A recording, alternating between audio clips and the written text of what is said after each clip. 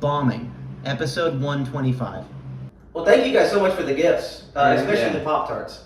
You are welcome. The Pop-Tarts, I locked in on the Pop-Tarts, dude. That was me. That was all me. I picked out those Pop-Tarts myself. What flavor? Get a load of this. They're doing Thin Mint flavored Pop-Tarts. No shit.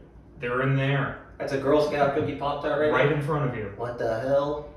And I'm not going to name names, but one of us was presently giving me some shit for picking out Pop-Tarts and even went as far as to say, why are you bringing them out of the car? Who said that? I'm not naming names. Okay. Can I guess? I'll allow it. Was it Brian? How the fuck you know? I thought it was Brian. I thought it was Brian, I too. thought it was Brian for a second. Brian. Well, I'm glad you enjoyed our gifts that we brought. Yeah, Yes, this is no. great. The Brian episodes are always very classic. Yeah. Even the ones that don't get aired. Yeah. Oh man. The unairable episode that we'll never see. Does the live. bombing universe know that the unairable episode was recorded? Yeah. Yeah. Okay, so they're not like, what the fuck are they No, talking they about? know. They know. We talked about it at like. There was a whole episode about that episode almost. Pretty much. Yeah. There's a big So like a segment. debrief of the Yeah. episode? We debriefed the episode and even showed pictures. Yeah. So to prove it existed. The thing about that episode is that it was probably one of the deepest conversations I've ever had in my life. Oh, it was great. It's awesome. I enjoyed all of it. And I don't remember most of it, but well, I was sober the whole time. I remember the feeling of feeling good. And there were literal tears shed. It got too serious. People were crying during this, but it was great. It wasn't like not aired because we all were throwing slurs everywhere. Yeah. It was just like it got too serious, Yeah. and that's not funny. Yeah, and we were hammered. Yeah. Hammered. What time of day was this? Like 3 in the morning. Yeah, so late. Clayman and EJ left when the sun was coming up. Yeah. It was a long night. It was a really great night though. It was fun. But hey, look, we're not here to talk about the unairable episode. We're Right. here to talk about the airable episode that is the Zebra Room podcast Yeah, Yeah. Z125. with Brian Wiora and Matthew Schwartz. That's me. That's Brian. Well, Matthew, you've not been on the pod. Should Matthew maybe introduce himself to the bombing universe? Sure. I would love to. Hello? I'm Matthew Schwartz. There you go, Matthew, and that's it for him. Thanks for having me. I'm from West Orange, New Jersey. I'm a comedian. Did you start in New Jersey? I started in West Orange, New Jersey, at my high school, West Orange Public High School, at a musical theater coffee house. How old were you? I was 16, God. 17.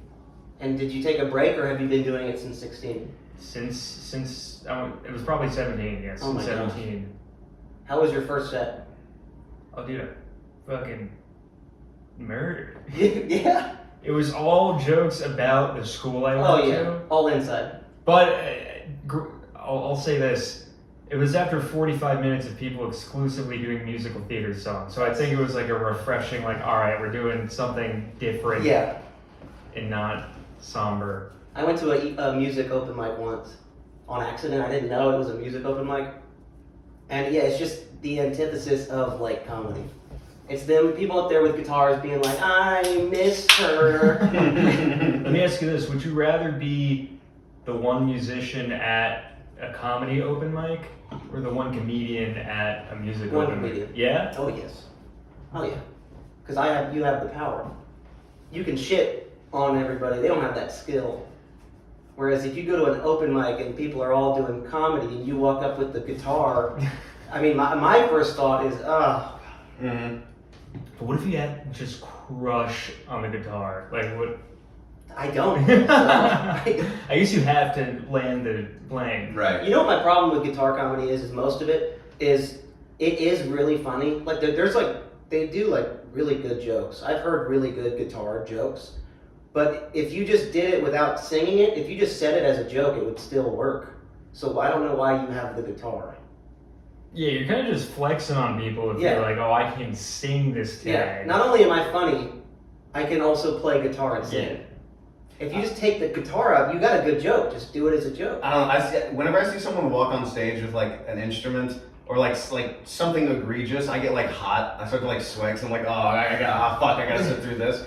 And like I was at an open mic one time, and a dude walked up with like a marionette puppet or a ventriloquist puppet. Oh, He was doing yeah. like the ventriloquist thing, and immediately I was like, oh god, like kill me for the next 5-6 minutes. Yep. And he actually ended up crushing it, which was nice. But yeah, anytime someone gets on with like a prop, I'm like, how's this gonna go, dude? I got some bad news for you. I am switching to a comedy puppet. Oh, damn it. That's nice. Yep. You've been getting somewhat sardonic on these podcasts, by the way. I don't know That's what a that- fake word. what That's that not a word real means. word. Like sarcastic, but in a sort of a biting way. Okay. Why'd you have to add all the other letters to it? What? Could you just said sarcastic? Well, I believe sarcastic has more letters than sardonic does. Can you spell sardonic? Sardonic. Okay. Wow. You get it. It's your favorite word. All right, man. Jesus Christ. Take it easy. Yeah, I don't know. I think it's funny. Sarcasm is hilarious. No, it's great. It's just an observation. But wait, can we go back to the guitar thing? Sure. Because I actually slightly disagree with you Okay. on this. The humor, Get the In- fuck out of my apartment. I think it's my apartment now with all the gifts I brought here, for the record. But the humor in music comedy is in the rhymes. Mm. So it's like the punchline is that you find a word that's very funny at the end that also rhymes with the word that came before it. Yeah, that is true. Yeah. Would rhyming work in a joke? No, probably not. No, because then it'd just be weird. It'd be Yeah. weird. Anytime something rhymes, it's funny. I don't know why. Yeah. Well, it's based on the humor in like sonically, right? So like there are certain words we find very funny. Yeah, like pamphlet. Mm. You think pamphlet's a funny word? A hilarious word. Maybe the funniest. Pamphlet? Yeah. That's interesting. I don't know. I'm huge on vestigial. Yeah. Oh wow. That's good. That's a You know very about good that? word. I Vestigial? don't know what that means, but I like how it sounds. It's a limb that, like, through evolution, the body, like, no longer needs. It's like the appendix. Yeah. I just learned this cool word, sardonic. Oh, I'm gonna be throwing it around like I run the place That's now. my new favorite word. Sardonic, it's a funny word. We clip that. Chat, clip that. Hashtag clip that. That's great. We all at the Zebra Room today? Yeah. All Oh, day? yeah. You spend most of your life there now? I spend a fair amount of time at the Zebra Room.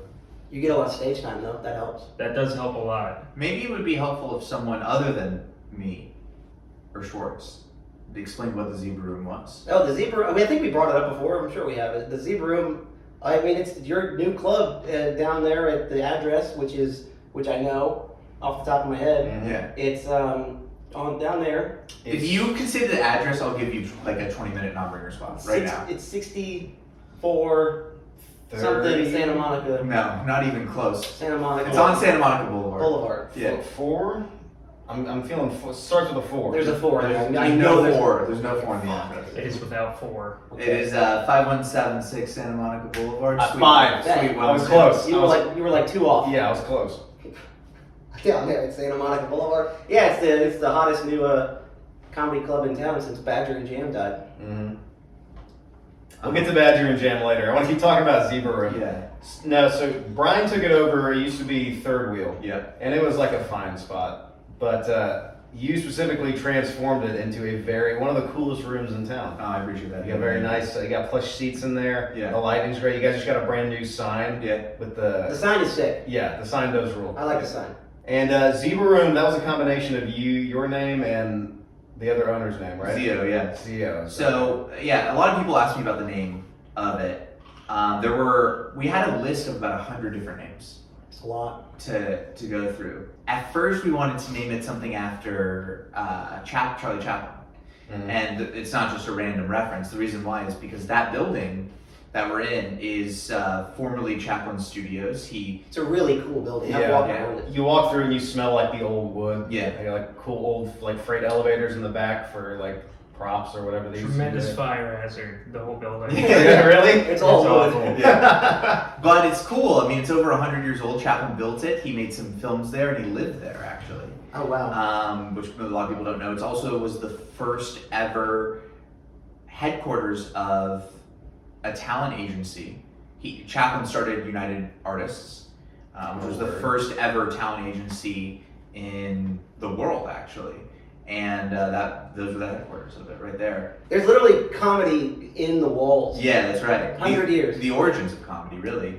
And so we wanted to do something after Chaplin, maybe after a movie. The initial idea for the name was Gold Rush, the Gold Rush Comedy Club, but we thought that was maybe a little too San Francisco. Gold Rush. Yeah, that makes me think 49ers. Yeah. I pushed highly for my idea, the pee pee poo poo room, Yeah. and for whatever reason, you guys did not like it. I didn't get wind of this. That was on the table.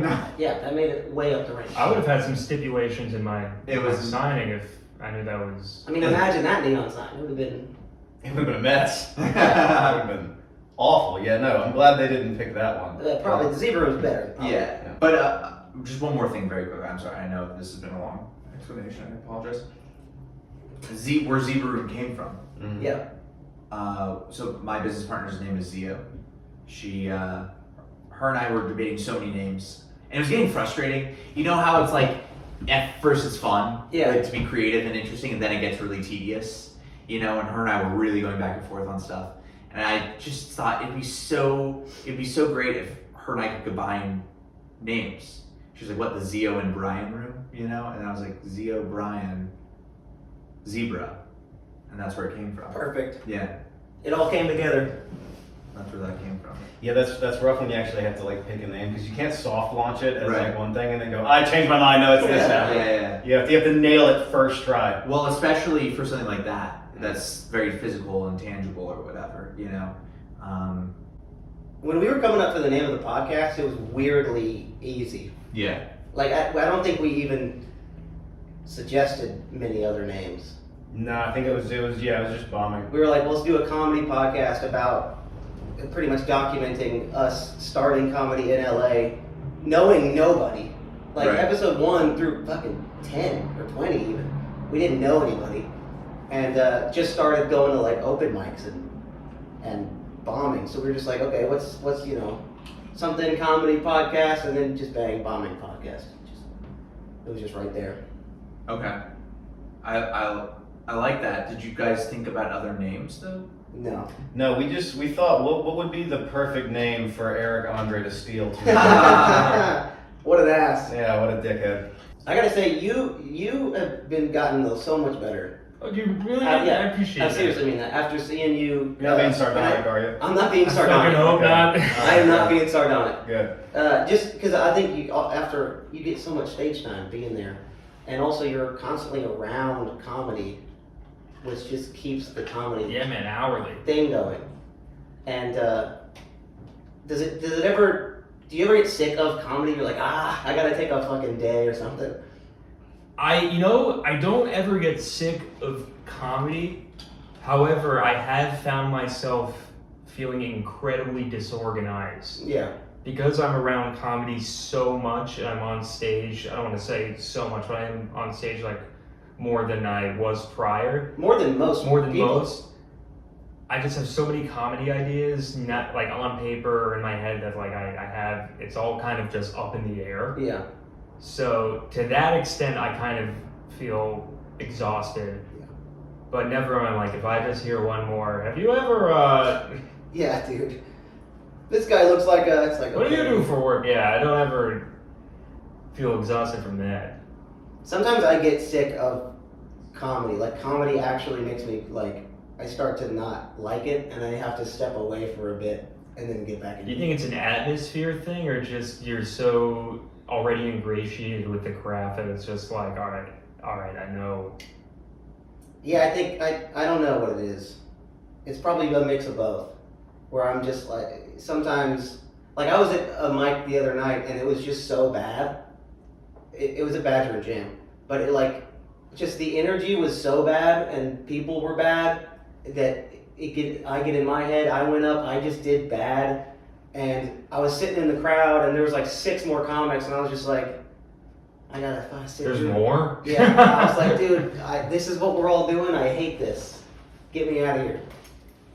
It's weird though, because have you ever been at a mic where all of the other micers are just like weirdly self-aware of how bad things are going? Yes. But then nothing happens to change that? Yes. When they go up and they're just like, okay, man, why are we even here? Yeah. And then they do their act, and I'm like, oh god, yes, why are we here? Yeah. Yeah, but then like the worst thing is like that they don't address it. They're like, everyone before me sucked. All right. Yeah. Now I'm just gonna do material and not like point it out or anything. I don't know. There's nothing worse than like a really shitty open mic. I really hate doing bad. And if I walk into a room and it's just like you can tell it's kind of bad, it's a skill though to switch it, like to change a room, to flip a room. One I haven't learned yet, but I really hate bad comedy. So I think that's what it is. It's seeing too much bad comedy. I don't want to know the guy who has the opposite opinion of that. I I love shit comedy, dude.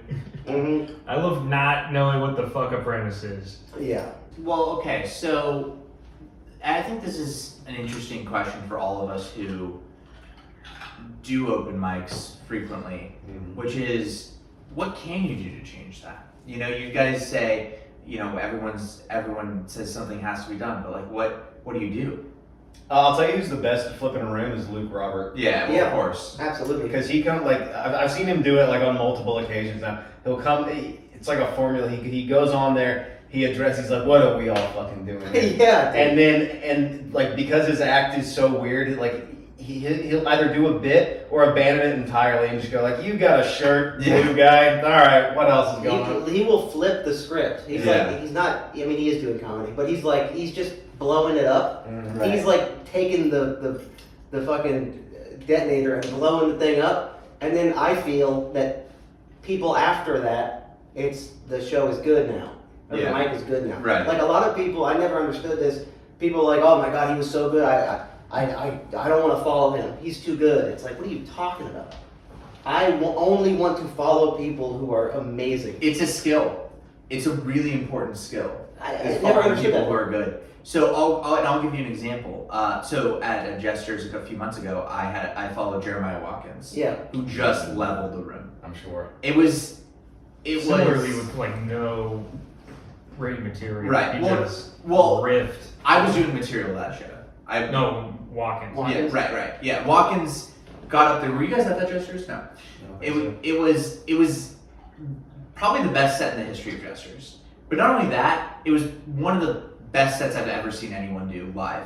Wow. I'm not gonna say it was like the best comedy set of all time, But it was really. but good. it was really It good. was distinguishable. Yeah. And I went right after that. And Dervasila kind of set me up to fail. He goes, do you remember this? He goes, all right, attempting to follow that. Wow. Please welcome Brian Wiora What a on fucking stage. asshole. He did that to me once. He was like, this guy used to open for Bill Cosby. He was Ryan Jennings. Yeah, but at least that's false. Like, this is a true thing that's happening I've here. only ever brought Nick up one time, and I had so much fun doing it. I went, this guy performs for the troops. He has, technically. Yeah, he has performed for the troops. So yeah, I mean, it was a tough set, and I got some good laughs there for sure. I didn't bomb or anything, but you know what it did, Ryan, is it made me really hungry, because what I envisioned for myself, and I think all of us sitting here envisioned this, is that, hey, you know what, I want to be in that, doing those main room shows in the Yep. store. Well, guess what? If you're doing those shows, you're going to be constantly following people who kill, and it is a skill. Just as it's a skill to follow someone who bombs. How do you maintain that energy, right? While also doing your act, right? So it is a skill, and I think an important one, and it made me, after I following Jeremiah, I'm like, this isn't the last time I want to follow Jeremiah. Yeah. You know, this isn't the last time I want to follow someone like that. I would rather 100% of the time, I would rather follow someone who just murders than sucks. And I gotta, Yeah. because I'm better at riding good energy than I think switching shit energy to good. Oh, interesting. I think most people are like that though. I think I'm the right now. I don't want this to always be the case for me, but right now I feel like I'm the opposite. I think I'm good at getting the train back on the tracks than I am at taking a train going 60 miles per hour and keeping it there. It's definitely two different skills. Yeah. I learned how to hard pivot really early on. Like if you go up on stage after someone that's like really bombastic and like loud, they like who's Sui? What's his name? Oh fuck. Scott Stewart. Scott Stewart. That's right. So if you're going on after like a Scott Stewart and you're just going up there and like telling jokes about like refrigerators are weird. Yeah. You can't just go up there and like just dive right into it. You have to like address what just happened and like kind of set the stage and be like, all right, that was good. Yeah. I'm bringing down a peg. All right, I'm not that. You have to like point it out because if you just go right into jokes, they're still thinking about the last guy. They're thinking about Scott like walking into the aisle for his joke. Yeah. So you gotta have it's really important to do like a hard reset if you follow someone that's like super energetic like that and you're not. Of course. Yeah, and it's all about stage time, but also good stage time. Right. Like you've been getting so much better because you're just constantly around comedy and doing comedy. But like I saw Mikey McDonald the other week, a couple weeks ago or something, at the Improv, and he's always been funny, but since he's been like in the store and like doing like real shows, like opening like the main room or something, he went up at the Improv and just murdered, and it's just so clean, so precise, no dead weight Yeah. in his jokes, and I was just like, that's amazing. That's just from being in proximity to stand up. Yeah. Well, Also, Scott, I'm sorry I called you Sui. I don't want to. I don't want to. You know, it's great that Mikey McDonald's at the Comedy Store. That's great. But Mikey McDonald's also done several Zebra Room shows. Mm-hmm. Oh yeah.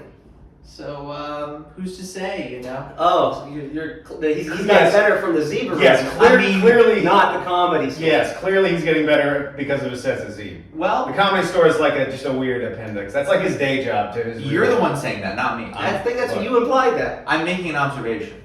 The Zebra Room makes killers. That's what you're saying. Well, Schwartz, Shane Morgan becoming unbelievably good. No, really good. I think I've gotten better. I think doing a lot of other shows and stuff. I think you're right. I think it is Zebra Room that's cultivating a lot of these people. It's definitely not the comedy store. Mm. You're the one saying that. In fact, you know what's crazy is if that's true, it's a Ryan Jennings quote. No, it's not. But you're the one who said it. You brought it up. I just brought up the simple fact that certain people do a lot of stuff at Z. Sardonic. Sardonic. You're being real sardonic right now. Am I? Can I just say that? Am I? You're big sardonic energy. Okay, you know what? I wasn't gonna ask it, but I'll ask it. Okay. You guys wanna have fun? Let's make this fun. Sure. Yeah. So, what would be your reason for hitting a mic at Zebra Room as opposed to another place and vice versa? Go ahead. I was talking with you about this last night when we were at the store. I think that place would really benefit from like a late night mic on Mondays and Tuesdays. I'm not talking about like 11 to midnight, but whenever Potluck is over on like Sunday, Monday nights, and whenever the Improv's open mic is over on Tuesday, you got a whole like group of people that are looking for like one last hit or like just like one last time to go up. Especially if they didn't get called. Well, yes, no one gets called. Yeah, exactly. All the potluck is rigged. We know this. But like you see it in real time, like instantly, like people walking out of the store, the Improv are like looking for mics to go to. So like a good like 9 to 10 Monday, Tuesday, I think would draw a lot of people. Okay, I'd go there. We are doing that, and we're debuting a new mic. I think starting Monday nights. That's going to be a really fun mic. Yeah. But I always joke about this with both of you here. That one thing I always say to Ryan and Hayden when they come in is, Never to me. That's true. I don't say this exact thing to you. What do I say? What do I say when you guys always You come say in? get out No. immediately? I think No. He so. welcomes me in with open arms, so I know. Never to me. Yeah. I think you also do a PU and then. Mm-hmm. He does that. He does That's that. not what I do. This And is all then, lies. and then grab a bread roller and you. This is all lies. I think that's the Every time I'm in the zebra room, a giant torso-shaped cane comes creeping across the stage Yeah. and then yanks me off. All right, they're not gonna take this seriously. I tried coming over once before I was hired, and a hand on a lever popped up with a pie. And Yeah. just hit me in the Yeah, face. right. I was there. I remember that. You remember that? It was key line, It was wasn't it? key line. Yeah. My face was just covered in whipped cream. It was Yeah. awful. Key line's hard to get off the face. Mhm. Everybody knows that. So what I do when you guys come in is I come up to you guys and say, After all this, yeah. I say it's not the zebra room until Ryan Jennings name like You do that, yes. You do say that. Yeah. If there's a reason I say it, I'm not fucking bullshitting. I'm really not. Like Like, you're a delusional human being. yes, I am, and that's okay. I was delusional enough to think, hey, you know what? I'm a year into comedy. I could start a comedy club. Yeah. That was a delusional thought, but I did it. The reason I said it is because you guys, to me, are very emblematic of why I got into comedy in the first place. I'm not saying you're the reason I got into comedy in the first place. That would be an insane That'd be crazy. thing to say. Mm-hmm. But you guys were there at all the very early open mics I was doing at various other clubs, Mm-hmm. and were there for the very start when I was just terrible, and I was DMing you to come to my 10-person bringers. Yeah. And you I was saying no. were saying no. Mm. You were like, this is you told me What? you have a great quote about this. You're like, yeah, I thought that was weird. I thought that was weird. You were asking me so this. uncomfortable. Yeah. Did you know Brian at Alway was like, would you be one of my 10? I just said no. It's just we didn't know each other then. But I was I just asking. didn't know. I got a DM from someone I met like twice. You want to be my bringer? What? No. No. If I am available to be someone's bringer, I can, but often I'm not. Yeah, no. I think it's. I'm glad you said no to that because Me too. It added a lot of beautiful texture to our friendship. That's kind. It did. Also, something you said about like what'd you say, determining whether you go to a mic at the Zebra Room Yeah. compared to somewhere else. Right. I guess some of it is like the timing, like Hayden brought up. I don't do day mics. I never do day mics. Mm-hmm. I can't even imagine going to a mic at 2 in the afternoon. Yeah. I think most people don't do that. Yeah. I like a great, like 6 to 7 is the earliest I'll go. Yeah. What's the latest you'll go? 9 to 10, even at 10 to 11. 10 to 11 is probably the latest. And then I guess also the just late night stuff, depending yeah. on how I'm feeling that day, like maybe I feel like shit, and I check the open mic list, and it's like people I know, Right. and I'm like, I can't go to that.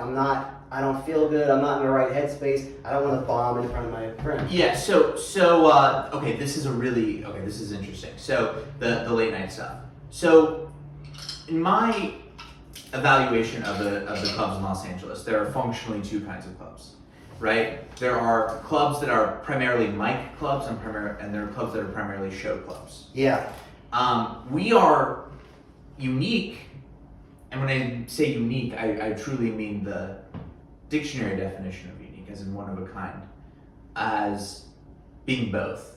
We really are, I think, the only club that runs shows 4 or 5 nights a week while also offering daily open mics.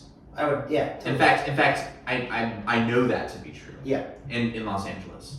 But that does create kind of an interesting dynamic where, because we're running so many shows, and the shows, by the way, the shows have been the best part of this club. Yeah. Oh, dude, yeah, I Need This. a I couple Need weeks This. ago there, that's I Need This has been at the club twice, and both times has been excellent. Dude, we had to sit on the stairs. Yeah. That's how many people were there. Like we couldn't even get up. We couldn't even stand on the back wall. The club I Need capacity- This is my favorite show. It Yeah. acts out all the time. And it's been a beautiful partnership between the Zebra Room and I Need This, and really like both Anderson and Tony. They're both great guys, and Nick, baby. Nick. I love Anderson, though. Anderson rules. I could talk for an hour about Anderson That Grumble. guy. I consider him like a brother to me. Yeah. And then I would die for him. yeah, and then Nick's there. Nick's around. Yeah. Anyway, I really like and respect both those guys a lot. And I mean, this is a wonderful show that's been at the Zebra Room. But even the house shows, you know, we had a show, All Things Must Laugh. You were at the last one. Mm-hmm. But It's definitely more of a show spot, though.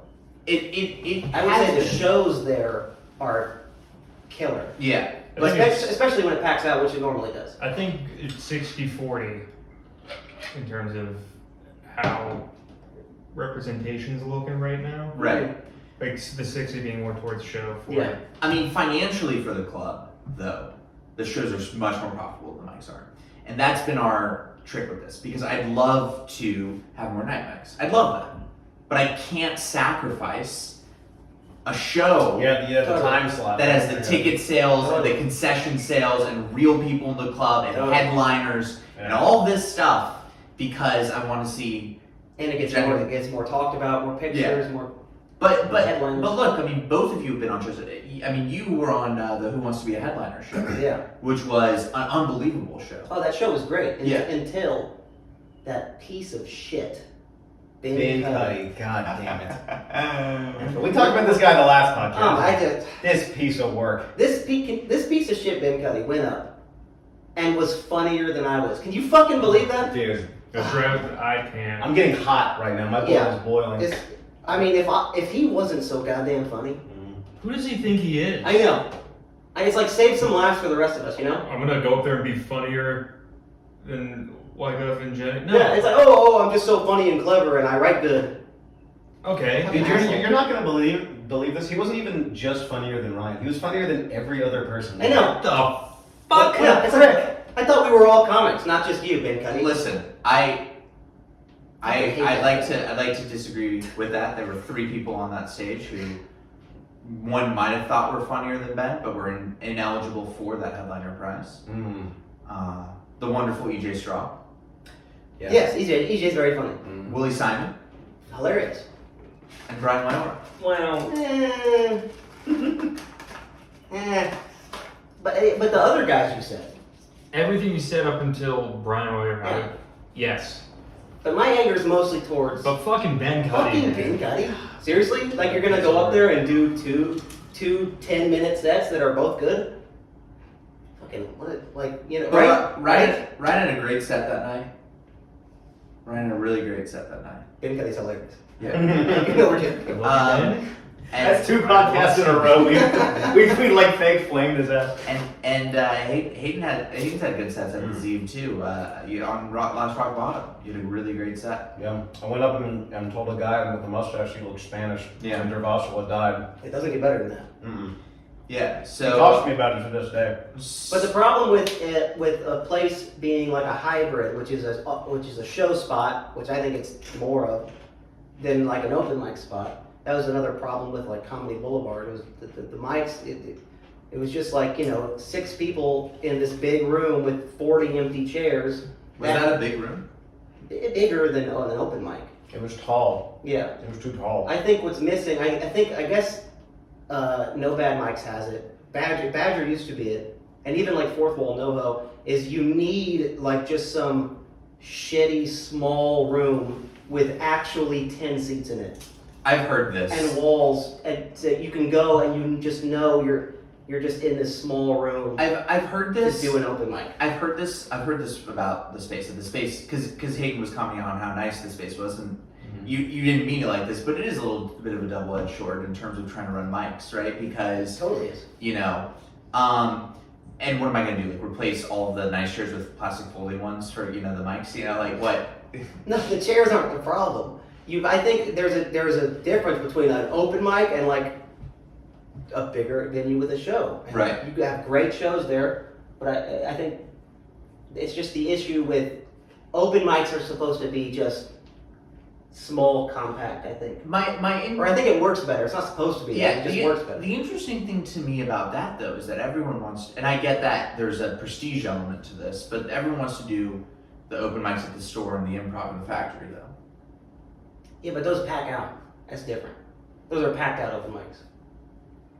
Your open mics are like real open mics. Sure. You know? Like, I think No Bad Mics is that right now. Yeah, they. That is strictly an open mic. Sure, Yeah. they put some shows on there, but That is strictly Yeah. like an open bind. And by the way, I want to say this, and I really do want to say this publicly, in front of the millions of viewers here. Yes, Do you mind? sure. No, go I ahead. know I've been talking about it. 300 I people want will to see it. put a This is very camera consequential. microphone. I want you to This is talk why we're more here. on this podcast too. By the way, there's been a severe lack of. Well, you shorts. called your chef Brian before we got here. Goes, Don't, why are you saying this? Don't say Alright, it. never mind. What's your point? No, say it. You can say it. Before we got here, Brian goes, you know what's going to happen is this. It's going to be almost entirely me talking. That's not what I said. That's funny. We had a similar conversation before you guys walked in. About you or Well, about? no, before you guys walked in the door. We were like, all right, listen, Brian's gonna be talking most of the time. So we just gotta wrangle Brian. No, we didn't. You don't think there's any advantage to doing mics at a place where you're doing a show though?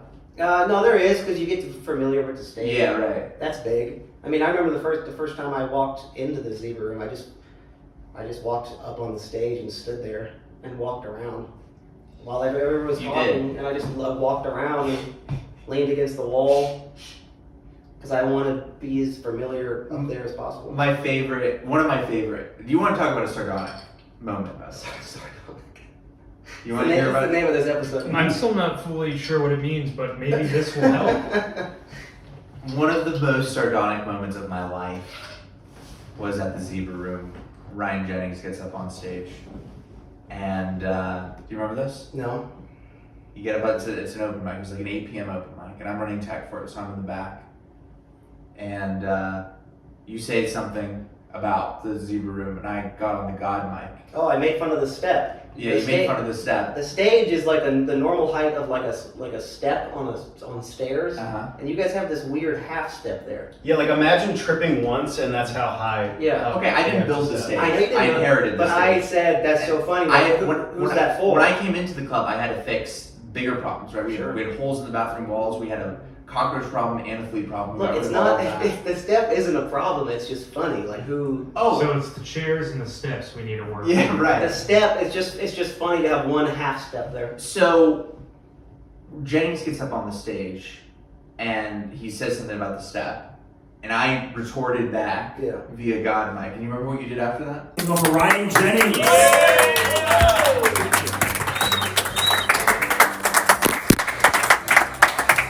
Thank you. Thank you very much. I'm glad they put that little step there. That helps. I didn't think I could get up here without that little step there. That's nice. Who's that for? I'm loving this bit, by the way. Huh? What was that? I said I'm loving this bit. Oh, thank you, Brian. Just derails it. Can I keep going? Please. Jesus Christ. I mean, that wasn't. No, I'm just fucking with Brian. Anyone else notice the add a tip option on the Venmo? I'm not doing that. I'm gonna tip you and then you interrupt my joke? About the half step? Yeah. Do you remember what you did after that though? No. You did my my wet burger joke. Oh, did I? Yeah. Oh, yeah. Okay. You did it, and you know you did it. This joke of mine. I'm stealing material now. That's a bad. No, but you know what That's really what you do when you're angry and spiteful. You steal people's jokes. You know what pissed me off about it is you did it better. Oh God. You added a tag in there. I've been doing it around town. It's my hit now. You did it. You added a tag in that was so good. I put it in the joke. Oh, good.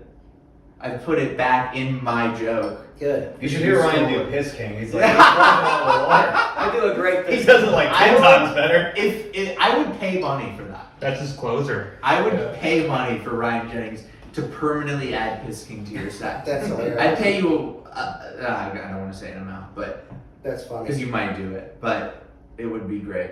Yeah, I thought it was proper. That my first mic there, I get heckled by the owner, and then so bang, I get Really to do set the tone for the Yeah. operation. Man.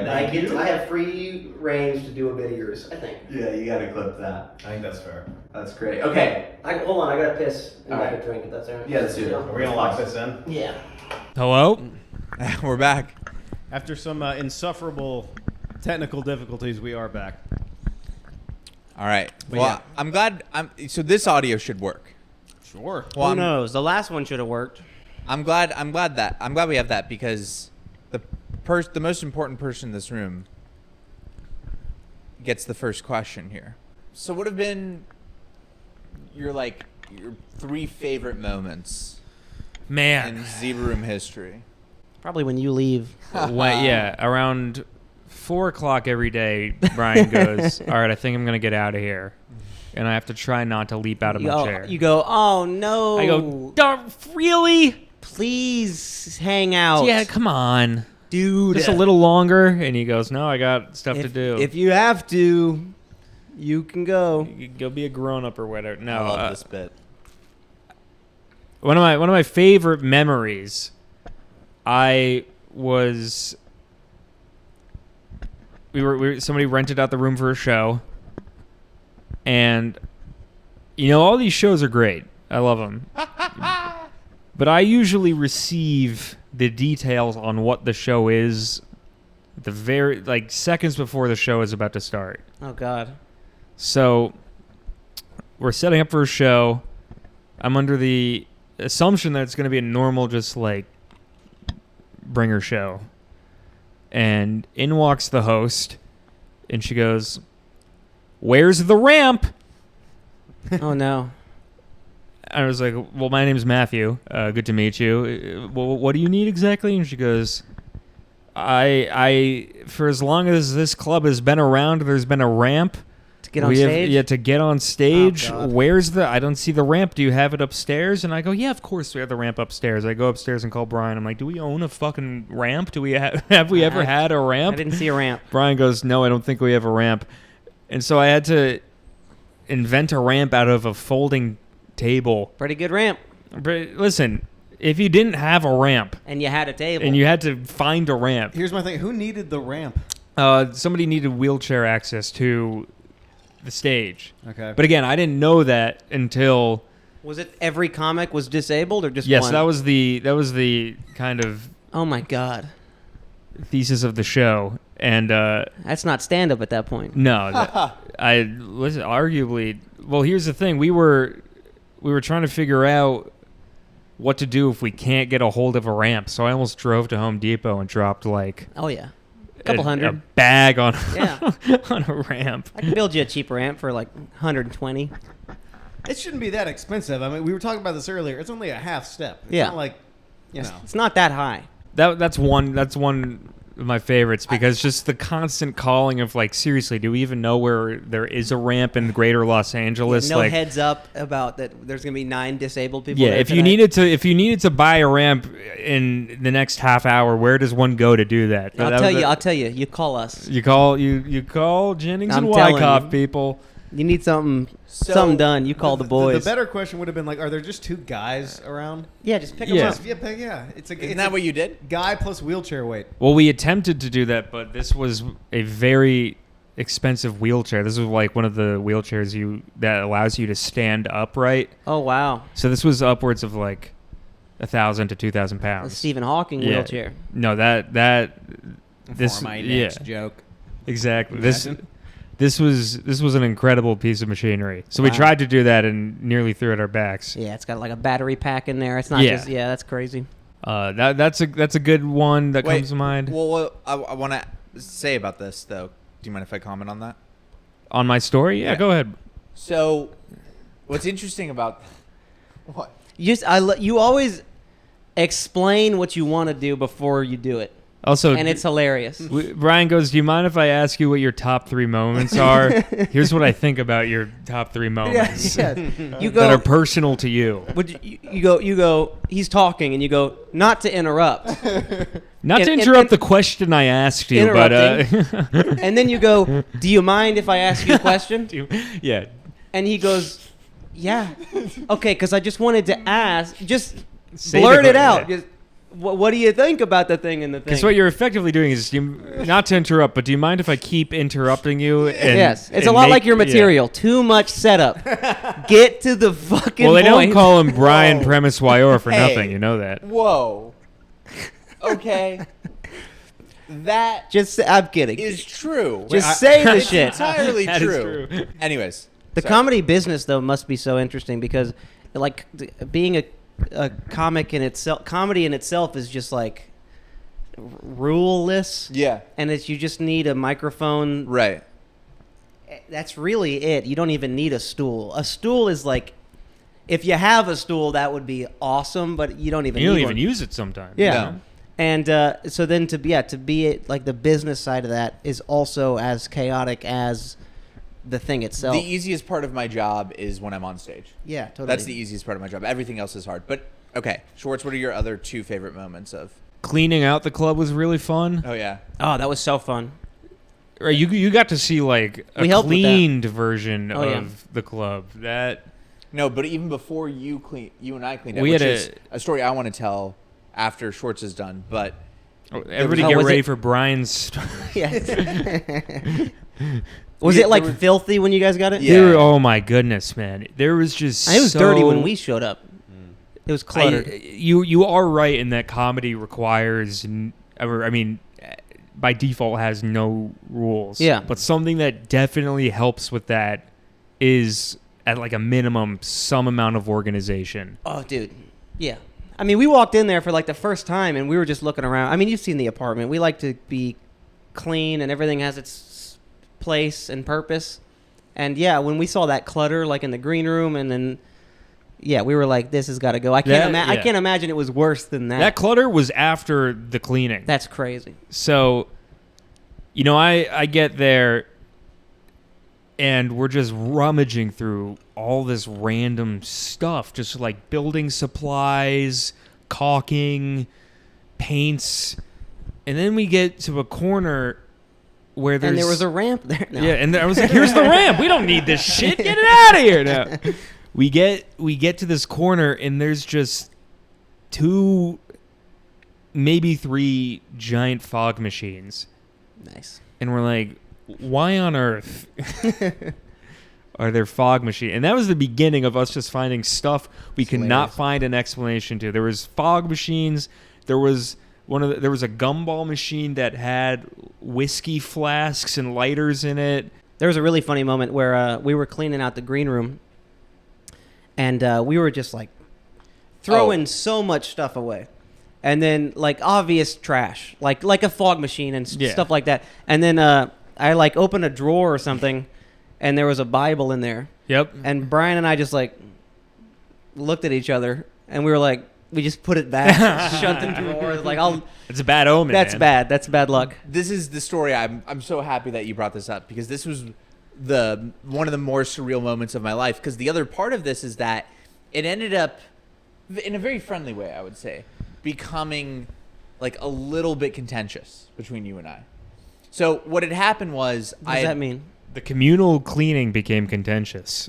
What happened was I had hired Ryan and Hayden to come to the club. Hired is a strong word. Well, you just threw us some cash to move some garbage. That was a big conversation, though.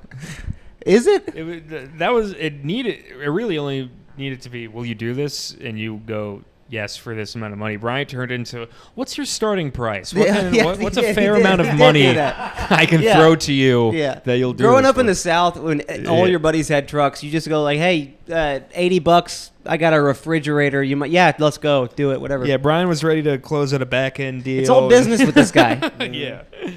Also, it's been really hard to narrow down the options. It's like, who are the 2 only open mic comics in LA that have a pickup truck also?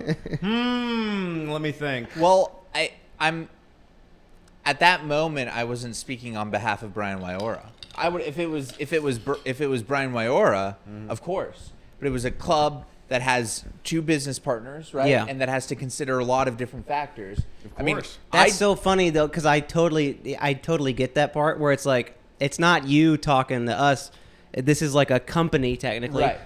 offering services, Yeah. you know, but straight up to us, it's just like, yeah, Brian wants us to move some shit. But so what was interesting about this was that what I'd hired you guys to do was to move a couch from my house to the club. Yeah. But then also to help clean out some stuff. There were a couple gold boxes that were cool, but we didn't really know what to do with them. But Ryan and I were cleaning out stuff in the green room, and Ryan's philosophy was very akin to Marie Kondo's, which is, you know Marie Kondo? Nope. So she has a show on TLC. She's this woman from Japan. Marie who? Kondo. She has cookbooks. Not cookbooks, but like No? self-help That's books. Marie Calendar, sorry. Yeah, Marie Calendar. Sorry about that. She flew that plane, right? Marie Kondo? Yes. And got eaten by the coconut crabs? No. Marie Kondo's Santa very- Maria. No, No, Marie Kondo's alive and well. forget it. She's a woman right now. Anyways, she goes into like hoarders' houses. Okay. And she like helps clean out stuff. But Yeah. your philosophy was just throw everything away. Yes. And my philosophy was, for the most part, yes, but also there's some stuff here Yeah. that we might not want to throw away. And we were just kind of getting into it a little bit. Yeah. And then we arrive at this Bible. Yes. And it was this, because neither of us are, you know. I'm not Christian. particularly religious. We're but not I'm, Christian. I'm not going to throw a Bible in the But garbage. neither of us. And Ryan, so we are kind of in the middle of this argument. God shows up, and Ryan looks at me, and you remember what you said? Do you remember No. what you said? I'll never forget it. He looks at me, and he goes, "It's your call." yeah. That's what he, Yeah. Yeah. He goes, "It's your." He didn't want the bad juju, and Yeah. so we kept the Bible in there. Why a Bible was in there, like it was a fucking Hilton Inn? I don't know. But it Look, was. I'm not Yeah, throwing you a know Bible what? in a dumpster. In another drawer was a Coke spoon. Yeah, right. So it's just like Yeah, well, it's not like the Bible was surrounded by holy. it wasn't things. warding off No, anything. just a really. random It Bible. was a dump. Yeah. yeah. No, but the best way to clean is to there's all this clutter. Let's start over. Start from scratch. It's like, oh, but what if I need that later? You don't need it later. You didn't need it now. No, you don't need it right now. And if you need it later in a year and a half, you'll get a new one. My dad's like that, man. Our dad's like that. Will He'll he keep tell this you when weird he thing. throws stuff out, or? He won't throw stuff out. Oh, And my then- dad. See, my dad, he'll go on these mass exoduses of just like tossing stuff. Like Yes. that's how he relieves stress. Yeah. And then I'll go looking for like, where's my shoe? And he goes, I threw it out. I'm like, why'd you throw my shoe out, man? He goes, you weren't using it. Yeah. Just the one. Yeah, I was like, I have 2 feet. I need the shoe. Our dad will like collect a bunch of stuff and then like once a year be like and just like get it all out. I think the club has also given me the chance to try out doing different stuff on stage in a way I wouldn't have. What, like you feel more comfortable there because you're there all the time? Yeah, but also like I have been doing a lot more crowd work. You guys see my clips. You've been trying out like all your super racist stuff. Yeah. Yeah. At the Zebra Room. I've seen those clips, but they immediately get taken down. It's weird. Yeah, it's like a community standards thing. I don't Yeah. know, but I love I mean, it. I'd feel more at home doing like a racist stuff at my home club too. Yeah. You should lean more into the super racist yeah. stuff. Brian's been wanting to do a lot of more grotesque humor. Like he pitched something to me the other day. He said, All right, I never want to mind. impale myself with steak knives. Yeah. I was gonna say something serious, but no, never mind. Yeah, you always say something serious. Do I? I'm not one to just josh around, Never. joke around with the boys, you know. He doesn't like being sardonic, guys. No, Come on. sardonic. You know. Brian contributed the word court to the show The Jester's Court. Yeah. Really? Yeah. Is that so? He said there needs to be... No, it's not true.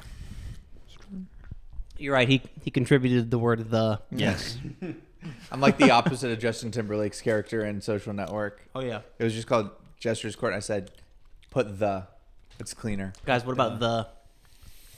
Weirdly enough, you also diluted all of Zebra shares by half and, Yeah. and fucked out all the investors, which was weird. But yeah, when's Zebra's IPO? When's that happening?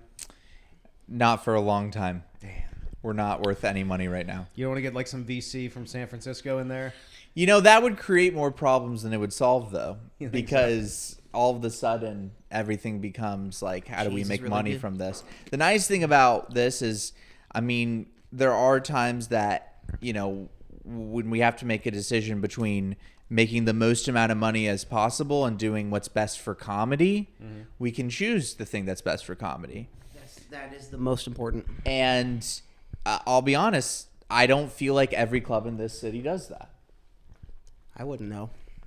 I feel like sometimes, especially the bigger clubs, prioritize, what's the flashiest name? Wioritize.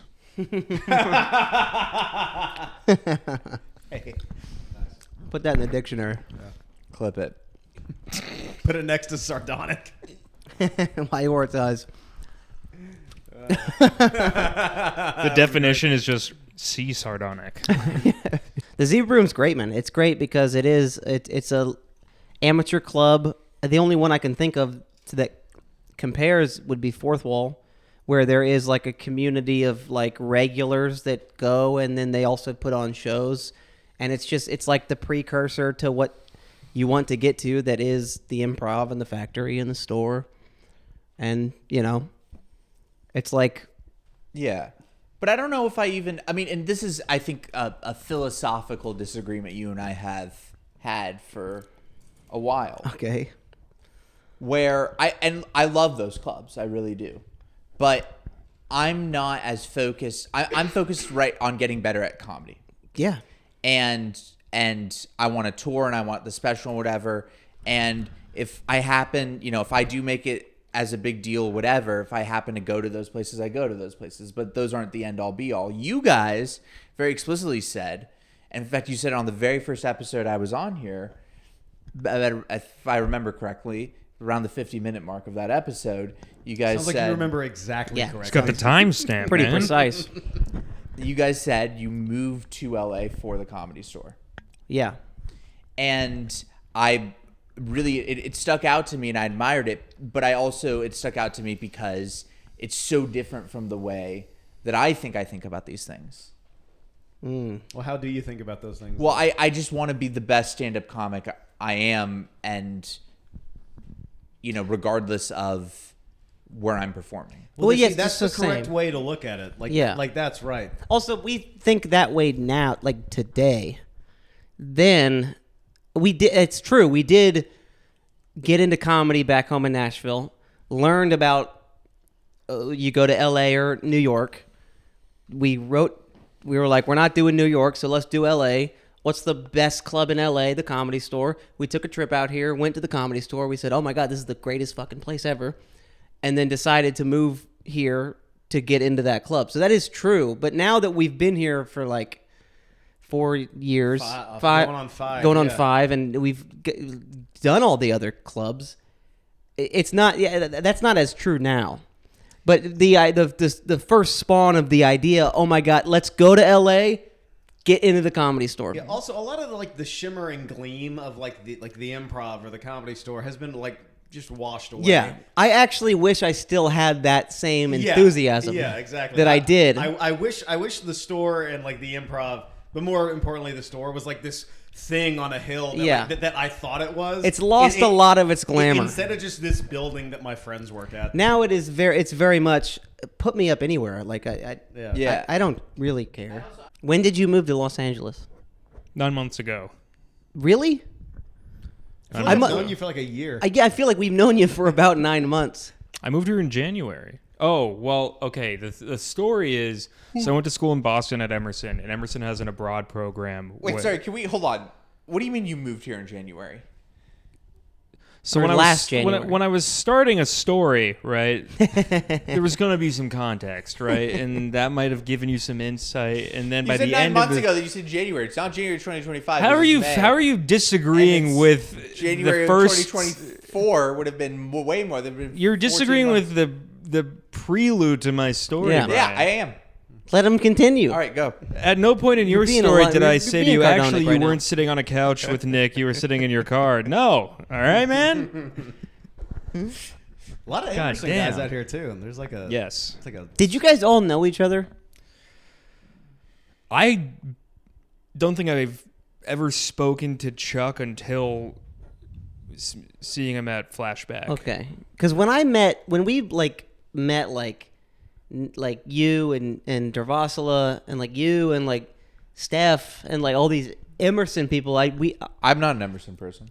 I know, but like You taught there. But like you were, we met them through you. I feel like Brian. Oh, I'm Yeah, starting that's that fair, but rumor I'm not as soon as we leave here that Brian was a professor at Emerson. No, I was not. There's nothing about me associated with Emerson. It was part of the master's program. Like No, the there's modern no- day Jordan Peterson over here at Emerson. I was not at Emerson. We met them There's- through you, and I assumed you guys all knew each other and like just moved here together. Am I wrong on that? So the story it goes like this. I went to Emerson in my freshman year 2020. Met Misha in the spring of 2020. And went to, Sean Zapp and Mason. I didn't know you Sean didn't or know them? Mason. Mason no. Hodge. No, I didn't know Okay. them. Then spring of 2024, we came here for an abroad program where you do an internship and some classes. The building is where the Arby's used to be and is now Prince Street Pizza. Oh wow. Yeah, I know exactly where that is. Exactly. I drive past it every day. So it's on Sunset, and I was like, "Oh, Nick's out here." And then I did one flashback show when it used to be Try Not to Suck. And then by the end, I was like, Misha, are we moving here? Because we were dorm mates. And he was like, yeah, I think You do a good Misha. so. In his fake voice. Yeah, and then we moved here. So I knew people I knew prior to all of you were Nick, Misha, Andrew West, Okay. Aldous. Wow. That's just interesting. That just means that like when we first met, it had to have been like right when you moved here. That's crazy. I probably met you guys at the Try Not to Suck show, and I just didn't even Probably. realize it. Yeah. What's That's- Misha sound like when he's not doing the fake voice? Please debunk that, because that's not his real voice, right? Not only is it his real voice, It's deeper I've when he's yeah, alone. Yeah, he goes higher to make it his voice. I've caught him in situations that would make sense to have the real voice. Like I'll have accidentally woken him up, Yeah. and immediately it's just, sorry, I was sleeping. You even got the pause in there. Oh my God. That's perfect. I study him, man. Yeah, I bet. There should be a shoot off, like a random episode where we both come in, he and I as Misha. He's been on the phone with Brian, and I've continued the conversation for Misha because he's had to like go do something. So as Misha. As Misha. Yeah. Brian will be like, I was thinking about this joke, like where I'm talking about the Piss King, and I'd be like, yeah, I mean, it's funny. Brian, I gotta be honest with you. I need to go That's perfect. That's perfect, Misha. Oh my god. eat a salad. Goodbye. Oh my God. Have you actually done that All the time. I do it constantly with me? with everyone. You pick up the phone when Misha will start a call. I'll go put him on speaker, and then I will chime in as him. Wait a minute, but I would never consult me. First of all, Piss King's done as a joke. It's not like I'm consulting. Oh, what? No. No, I mean I still do it. I still do it. I'm just saying I'm not running tags by Misha. For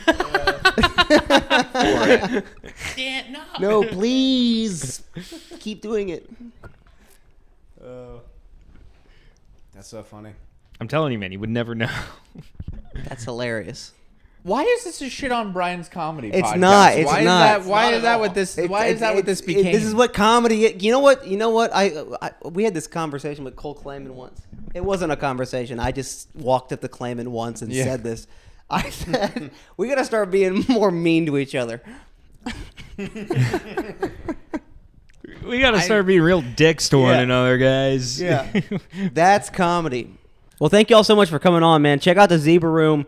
Do your open mics there. If you got any shows that you want to put on in the Los Angeles area, hit up the Zebra Room Instagram. Yeah, hit us up at the Zebra Room Instagram. You can also hit up our website, zebraroomcomedy.com. You can because you guys are taking like bookings. Yes, show submissions all the time. A lot of we We do a lot of venue rentals. Come rent out our space. It's a great space. Come into our open mics every day. I guess we can announce this now. This is the first time we're announcing this. Oh shit! But we're now going to be debuting happy hour mics. Nice. Which are $3 mics that are going to be happening Sundays, Mondays, and Tuesdays from 2 to 4 p.m. Nice. Those will be $3 mics. Additionally, we like Schwartz mentioned, we've got a house show. We got the Stampede show that happens there. We got a ton of other cool shows. Who Wants to Be a Headliner is coming back for season 2. I think a big draw of the Zebra Room is that it has a green room. It has a really nice green room. I think that's a huge draw. That both Jennings and Wyckoff helped design. They've been there, these two. The other thing we're debuting there are some scouting mics there. So Yes. we've got scouting mics for the Ice House. We got scouting mics for the Improv there coming up. Get booked at the and there's rumors of scouting mics for the Comedy Store as well, which are going to be exciting. We're having some bookers come in for those. We've got a competition mic, guys mic. The best set of that gets a non-bringer spot at the Haha Comedy Club. And who knows? Most importantly, out of all those things, is maybe Hayden and I are there one night, and we think you're funny, and you can come on the Bombing Podcast. Amazing! That's listen. You want to talk about what's at the top of the hill? Let's It's be that. honest. And please email us, bombingpodcast@gmail.com. Any question, anything you want. We read them at the end of our solo eps. I have something that I'd like to also debut here Okay. as well, related to the Bombing Podcast. Is there's also talks. Am I allowed to say this? You can edit it out, Sure. I guess, but I'll say it. There maybe is going to be a crossover episode amongst two of the most popular comedy podcasts in the country, between the Bombing Podcast, What? The Bombing Podcast and Joe Rogan? and the Theory of Nothing podcast with Oh. Chris Keene and Brian Wiora. WTF with Mark Maron, yes, right? of course. And that could be exciting. That'd be fun. Maybe Yeah. we do it at the Zebra Room. That's oh man, now That's crazy. Are we talking crazy? We are talking. This is like do you remember Disney Channel, That's So Sweet Life of Hannah Montana? Yeah, so the crossovers. Yeah, all Those the are sick. crossovers. That Oh yeah, when like Fairly Odd Parents would go on Jimmy Neutron. Right. Yes. What the hell? yeah, it's exciting. It's amazing. Also, by the way, if you're in Pasadena on March 23rd, come check out the Jester's Court. Absolutely. Also, May 23rd. I just had this crazy idea. Maybe even we think about doing a live ep at the Zebra Room. Whoa! I just thought about that. wait a minute. Whoa! Is that crazy? We do a live ep at the I don't Bombing know, Pod? man. We couldn't edit anything out. I won't allow it. That's crazy. I'm I just love kidding. it. We're gonna do it. I love this idea. That'd be I fun. love this idea. We could sell tickets to it. We could. It's you and me up on stage, and then like we bring our buddies up to do like 10 minutes each. That'd be that would be tight. That'd be sick. Unbelievable. A live ep. I'm so into this idea. That would actually be killer. A pod with a crowd would be nice. Yeah. That'd be neat. I'd You enjoy know that. what? And we could actually pack it out. Yeah. People in our group, we really like this pod, man. Dude, we just bring people up. Yeah. They get, set a timer. We just bullshit. 10, 20 minutes. It's amazing. It's a good idea. I love it. Thank you guys for watching episode Thank you. 125 of Bombing Podcast. Brian, thank you guys. Thank you so much for Thank being you on. guys so much for coming. Pleasure and brother. an honor. Yes. Cheers, sir. Email the podcast, bombingpodcast, Where's gmail.com. the chalice? There we go. We'll see you guys next time for episode 126. Peace. Later. Good shit, y'all. Gentlemen. Thank you for having us. This is awesome. 125 in the books. That was good.